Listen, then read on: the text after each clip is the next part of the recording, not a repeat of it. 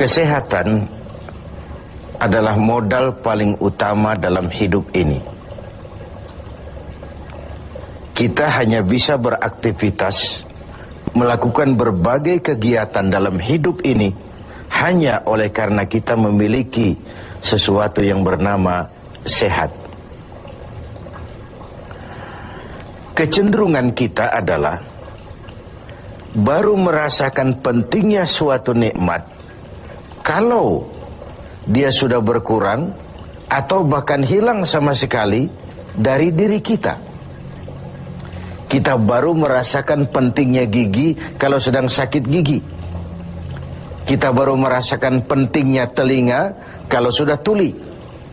Kita baru merasakan nikmatnya, benar-benar nikmat mata kalau sudah diserang penyakit buta. Sepanjang dia ada, normal, kita kadang-kadang kurang menjaga dan memeliharanya. Padahal Al-Quran telah mengingatkan kita, la in syakartum la azidannakum wa la in kafartum inna azabi lasyadid. Kalau kamu pandai bersyukur dalam artian menjaga nikmat, menjaga karunia yang diberikan Allah kepadamu, aku akan tambah nikmat itu kepadamu. Tapi kalau kamu ingkar, kamu tidak pandai bersyukur, kamu tidak pandai menjaga dan memelihara nikmat itu, awas, azabku itu akan pedih adanya. Begitulah. Kesehatan ini menjadi modal utama. Kita melaksanakan puasa, selesai itu kita berangkat ke masjid, melaksanakan sholat tarawih, kemudian tadarus Al-Quran, bahkan ibadah haji, jihad sekalipun hanya mungkin kita laksanakan kalau kita mempunyai sesuatu yang bernama sehat. Nah, lawan dari sehat adalah sakit.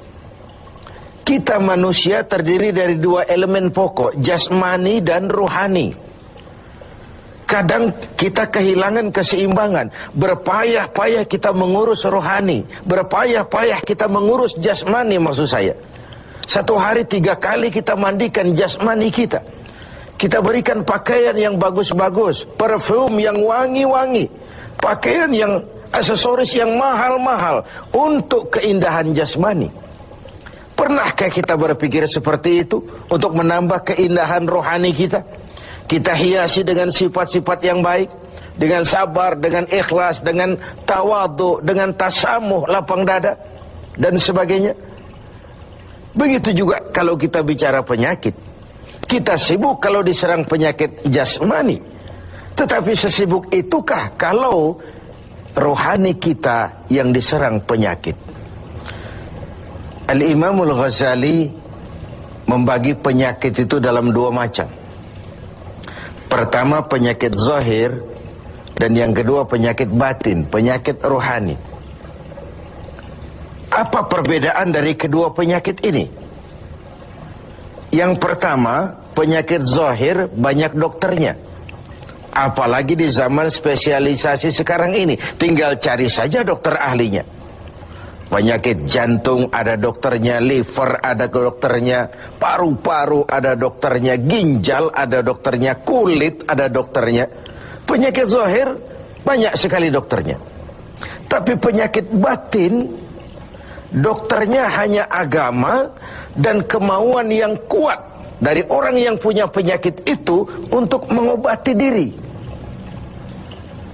Sulit cari dokter yang bisa mengobati penyakit sombong, cari dokter yang bisa mengobati penyakit kikir, cari dokter yang bisa mengobati penyakit angkuh, sombong, bakhil.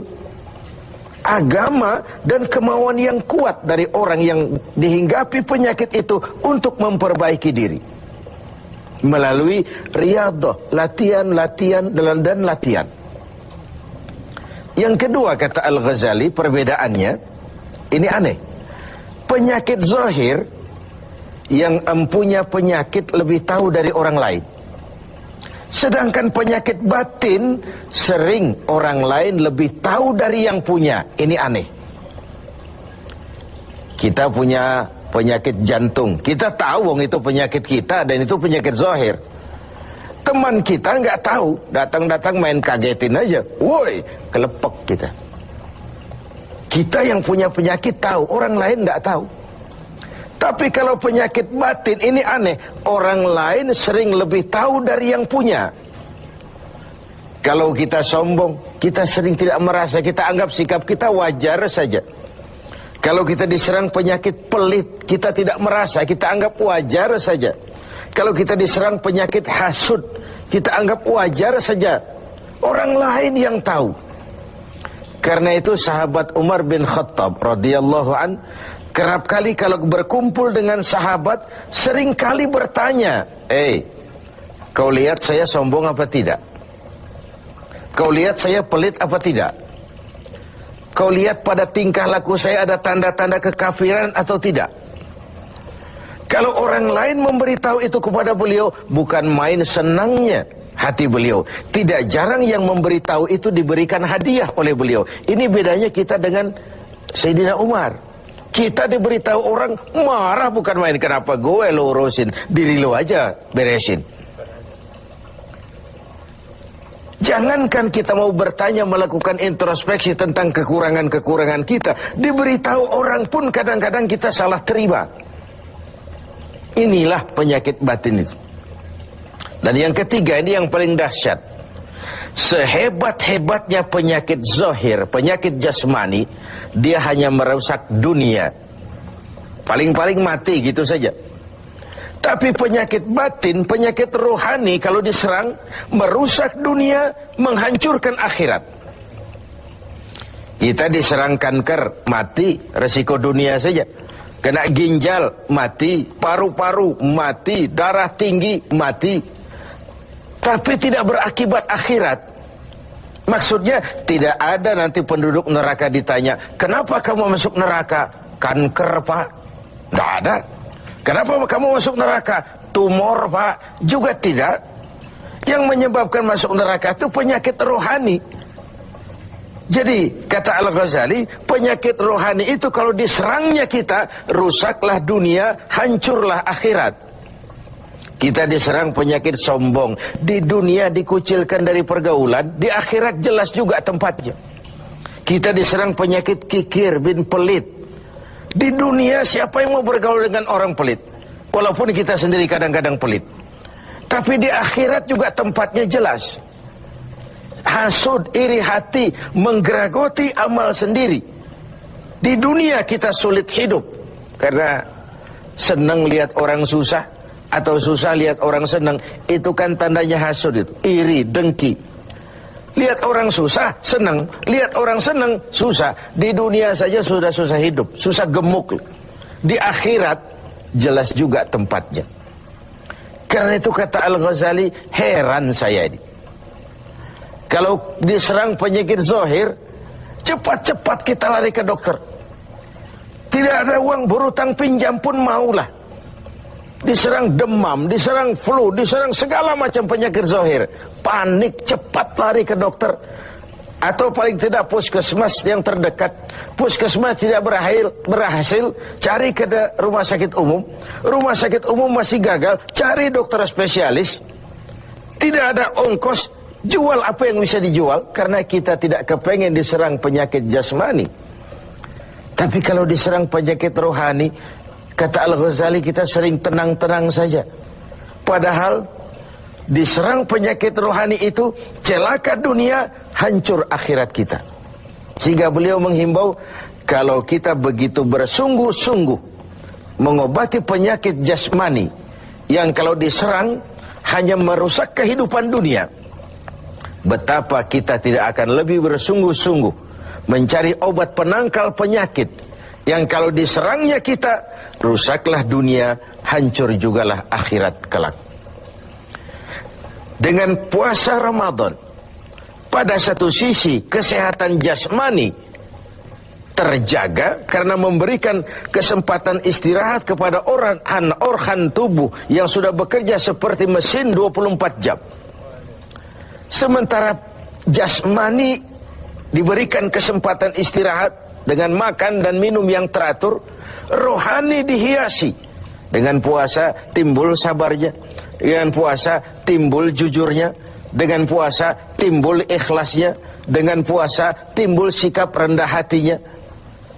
dihiasi dengan perhiasan-perhiasan yang menyehatkan rohani kita. Inilah mana ucapan Nabi, sumu tasihu, berpuasalah kau, niscaya kau akan sehat. Bukan sekadar sehat jasmani, tapi juga sehat rohani.